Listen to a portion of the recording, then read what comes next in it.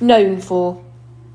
I asked Mum to buy me a new rolling duffel bag because my old one had Star Wars stuff on it, and there was no way I was going to take that to the 5th grade nature retreat. As much as I love Star Wars, I don't want that to be what I'm known for. Everyone's known for something in middle school. Like Reed is known for really being into marine life and the oceans and things like that. And Amos is known for being a really good basketball player. And Charlotte is known for having been in a TV commercial when she was 6. And Zamina is known for being really smart. My point is that in middle school, you kind of get known for what you're into. And you have to be careful about stuff like that. Like Max G and Max W will never live down their Dungeons and Dragons obsession. So I was actually trying to ease out of the whole Star Wars thing a bit. I mean, it'll always be special to me, like it is with the doctor who put my hearing aids in. It's just not the thing that I want to be known for in middle school. I'm not sure what I want to be known for, but it's not that. That's not exactly true. I do know what I'm really known for, but there's nothing that I can do about that. And Star Wars duffel bag, I could do something about. Packing. Mum helped me pack the night before the big trip. We put all my clothes I was taking on my bed and she folded everything neatly and put it inside the bag while I watched.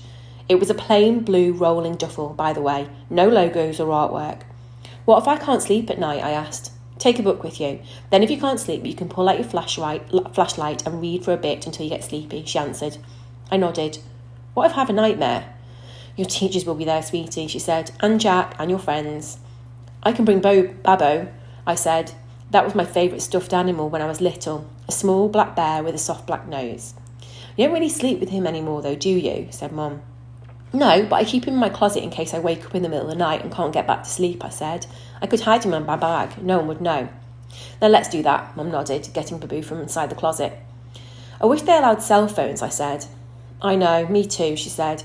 Although I know you're going to have a great time, Augie. You sure you want me to pack Baboo? Yeah, but way deep down where no one can see him, I said. She stuck Baboo deep inside the bag and then stuffed the last of my T-shirts on top of him. So many clothes for just 2 days. 3 days and 2 nights, I corrected her. Yep, she nodded, smiling. 3 days and 2 nights. She sipped up the double bag and picked it up. Not too heavy. Try it. I picked up the bag. Fine, I shrugged. She sat on the bed. Hey, what happened to your Empire Strikes Back poster? Oh, I took that down ages ago, I answered. She shook her head. I hadn't noticed that before. I'm trying, change my image a bit, I explained. Okay, she smiled, nodding like she understood. Anyway, honey, you have to promise me you won't forget to put on the bug spray, okay? On the legs, especially when you're hiking through the woods. It's right here in the front compartment. And put on your sunscreen, she said.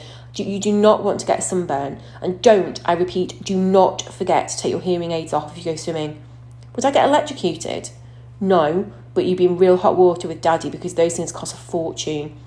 I put the rain poncho in the front compartment too. Same thing if it rains, Augie, okay? Make sure you cover the hearing aids with the hood. Aye, aye, sir, I said, saluting. She smiled and pulled me over.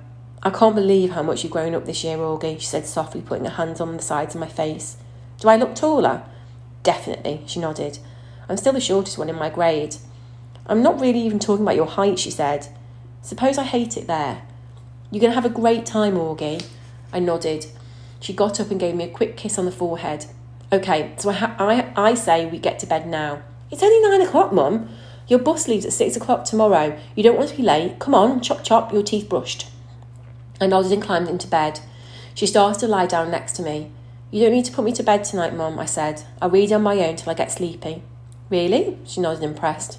She squeezed my hand and gave it a kiss. Okay then. Good night, love. Have sweet dreams. You too. She turned on the little reading light beside the bed. I'll write you letters, I said as she was leaving, even though I'll probably be home before you guys even get them. Then we can read them together, she said and threw me a kiss. When she left my room, I took a copy of The Lion, the Witch and the Wardrobe off the night table and started to read until I fell asleep. Daybreak. The next day I woke up really early. It was still dark inside my room and even darker outside, though I knew it would be morning soon. I turned over on my side but didn't feel at all sleepy. That's when I saw Daisy sitting near my bed. I knew it wasn't Daisy, but for a second I saw a shadow that looked just like her. I didn't think it was a dream then, but now looking back, it must have been. It didn't make me sad to see her at all. It just filled me up with a nice feeling inside. She was gone for a second, and I couldn't see her again in the darkness. The room started lighting.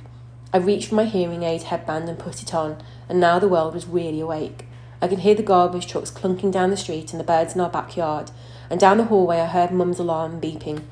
Daisy's ghost made me feel super strong inside, knowing where I am. She'd be there with me. I got up out of bed and went to my desk and wrote a little note to Mum. Then I went into the living room where my bag packed was by the door. I opened it up and fished inside until I found what I was looking for. I took Babu back to my room. I laid him on my bed and taped the little note to Mum on his chest, and then I covered him in my blanket so Mum would find him later. The note read, "Dear Mum, I won't need Babu, but if you miss me, you can cuddle him yourself, Augie." Day 1. The bus ride went really fast. I sat by the window and Jack was next to me in the aisle seat. Summer and Maya were in front of us. Everyone was in a good mood, kinda loud, laughing a lot. I noticed right away that Julian wasn't on our bus, even though Henry and Miles were.